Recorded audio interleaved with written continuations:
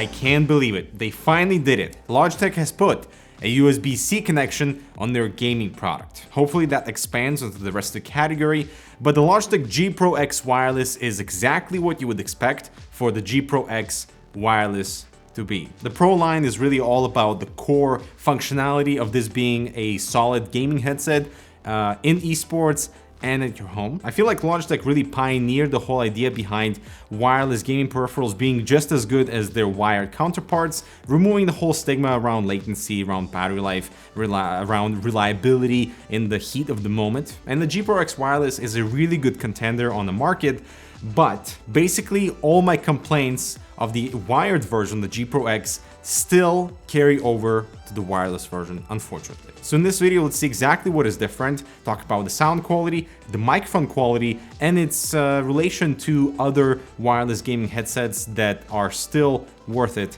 in 2020. Let's review right after this. Say hello to proper airflow with Be Quiet Pure Bass 500 DX, a compact mid-tower with a mesh front panel and 3 140mm Pure Wings 2 fans that are silent and capable. Enjoy tasteful ARGB illumination, a Type-C port, and an easy case to work in. Check it out below. Alright, so let's begin with some bad news. The price point, $199. That's a $70 premium versus the G Pro X, the wired version, or you can even spend less, $99 for the standard G Pro that is exactly the same headset but without the Blue Voice functionality. And by the way, I don't want to spoil anything, but Blue Voice is just as bad as it is here as it was on the wired version. As for accessories, all the basics are covered. We have the USB-C cable for charging, a replacement set of velour ear pads, there's a carry pouch, and the USB dongle that you can store inside the ear cup. Just rotate it and it will not fall out. In terms of design, nothing has changed. The headset, being wireless though, has increased in weight slightly versus the original G Pro X,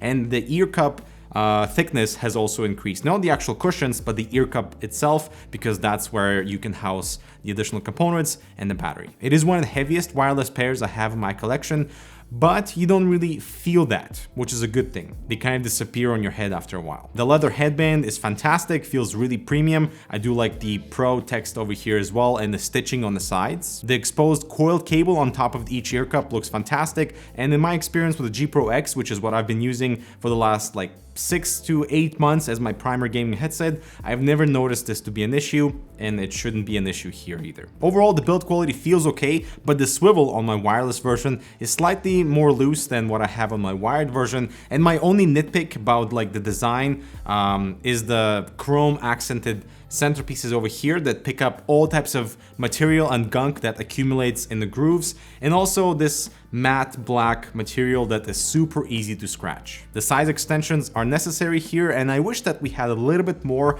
just because I'm starting to appreciate wireless gaming audio more and more now that I have a virtual reality headset. So here's my Rift test. I'll be doing this comfort test for all wireless gaming headsets in the future. Let's see how the G Pro X Wireless handles this situation. It's not bad. The headset is very comfortable. The clamping force is not too tight. I just wish the ear cushions were slightly thicker so that it would create a better seal. Otherwise, there's a bit of spacing that is created. Comfort-wise, outside of VR, I find these fantastic. Even with glasses, there's no excessive clamping force. I've worn these 6 hours yesterday, and taking them off, there's no ringing ears, there's no pressure accumulation anywhere. The only 2 things to keep in mind is that there isn't much padding on the interior, so if your ears are larger or more sticking out, and if they do make contact with that internal wall, it might not be so comfortable.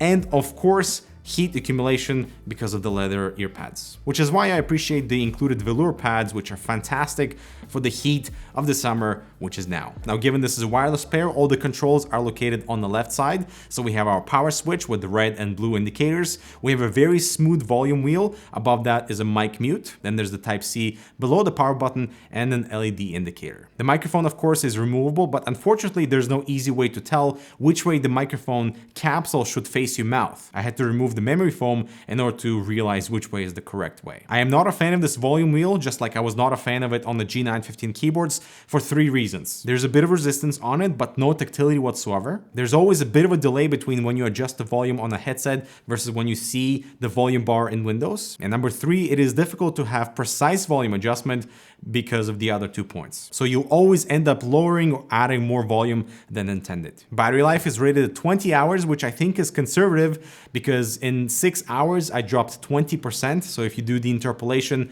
I should have about 30 hours of runtime. The one annoying thing about this wireless pair and really all wireless gaming headsets is that if you shut down the system and you power it back on, you have to manually turn the headset off and back on again for it to be recognized by the dongle. I would recommend having the dongle in your sight because if the green LED is flashing, it means this thing is disconnected. And if the green is solid, it means the headset is connected. So now let's talk about sound quality. And I gotta say, I've always enjoyed the Logitech wireless audio, and this guy is no exception. To me, they sound almost identical versus the wired G Pro X, which has natural, clean, balanced sound, and that carries over to the Pro X wireless. They sound so much fuller and cleaner versus the Corsair HS70 that kind of almost sounds hollow. They have much better mid-range definition and overall resolution versus the Cloud Flight. But I still feel like the GSP 370 from Sennheiser is a better sounding pair. Just the low end is deeper and richer. And if you try to add some bass in the equalizer settings and the G-Hub suite,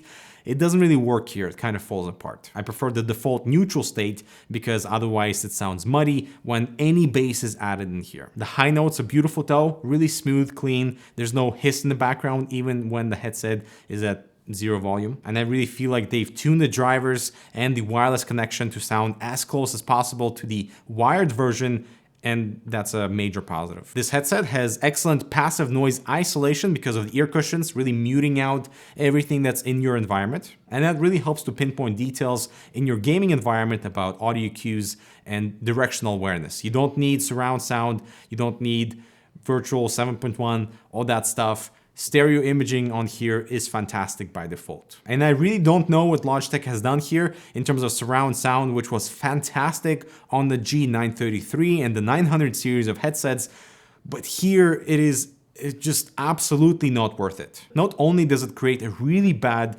soundstage environment, but the bass is incredibly muddy, so you lose out a ton of detail on the low end, and there's absolutely no advantage in terms of directional awareness when stereo mode is already so good. So their new cinematic surround sound to my ears sounds horrible. It really pains me to say that, honestly, because I loved it on the 900 series of headsets, but I don't know what happened. If I was to place this headset in terms of audio quality versus everything else that I've heard, this would be close second, right behind the GSP 370 in terms of quality. Much better than the Cloud Flight, much better than the Virtuoso, much better than the HS70, but it's also a lot more expensive. I think the expensive part really comes not from the wireless nature, but from the little blue voice tax, as I call it. And that is because I feel like the microphone capsule itself, as you will hear, is just not capable of receiving so many effects of noise gate and compression for it to sound good, because by default, it doesn't sound very good. So applying a bunch of effects on top of that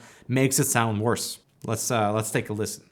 So what you're hearing now is that recorded by the Pro X Wireless without Blue Voice enabled. And by default, like if you apply any effects onto this, it's not gonna fix a poor microphone. It's not clear, it's highly compressed, and doesn't sound natural. And it's not exactly what Blue is known for, right? One of my favorite microphones is actually from Blue, the Blue Amber, which has beautiful warm tones. I mean, putting Blue Voice on this package is an embarrassment, really. But now let's enable Blue Voice so it can sound worse. What you're hearing now is that with the Broadcaster 1 preset, and it does add a little bit more bass, a bit more compression, some noise gate, so I am louder, but the microphone still is quite poor. This is the G2 Kenny S preset. I don't know how it's in the Pro/Broadcaster category because it sounds nothing like it should. This is a fun one, FM station. This is probably what I would use to chat with the boys. This is a TSM Myth, and I do appreciate that we have a lot of flexibility in the software. I disabled Blue Voice just so we can have this conversation without anything applied on the microphone. I appreciate the idea behind Blue Voice and being able to tweak each single EQ setting and come up with your own preset. but it doesn't fix a microphone that is already poor. Just for reference, here's the wired Pro X headset plugged into the USB dongle with Blue Voice disabled. One tip is that you have to lower the gain over here to 50, around 50%, especially for my voice, because otherwise we are clipping. And this microphone does sound better than the wireless one. That's understandable.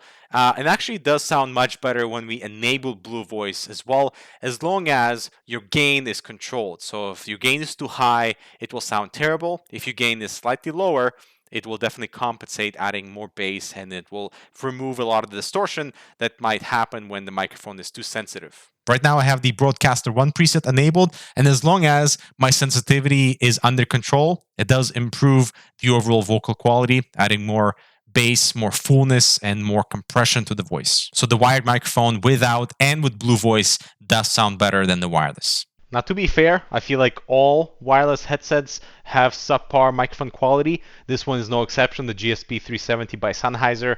I mean, there's a lot more to be desired in terms of depth, resolution of your voice, and clarity too. It just feels so unnatural and compressed. And just to give you another reference point, this is the Cloud Flight, also a wireless headset with a wireless microphone, but with much worse microphone quality versus the G Pro X Wireless or the GSP 370. But out of these microphones, which one sounded best to your ears? Let me know in the comments. And so to conclude, I want to say that the Pro X Wireless, I feel like, is a welcome addition to the market, despite the high price and despite the poor microphone, because the audio quality, that's a really good benchmark that is competing with the GSP 370 that has its own issues. Even though it sounds great, here it's pretty much smooth sailing, and that's a major positive. I have no issues trusting this headset and its audio performance for competitive CSGO, for EFT, and really enjoying anything in my gaming library because the sound is good. It really does suck though that the surround sound experience is so much worse on the Pro X Wireless and the Pro X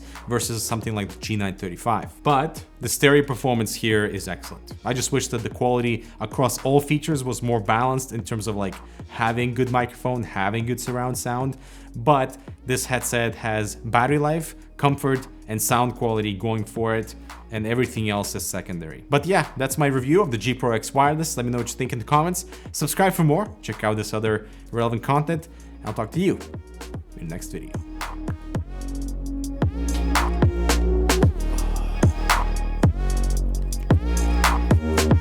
Yeah, it's not a headset for the neck.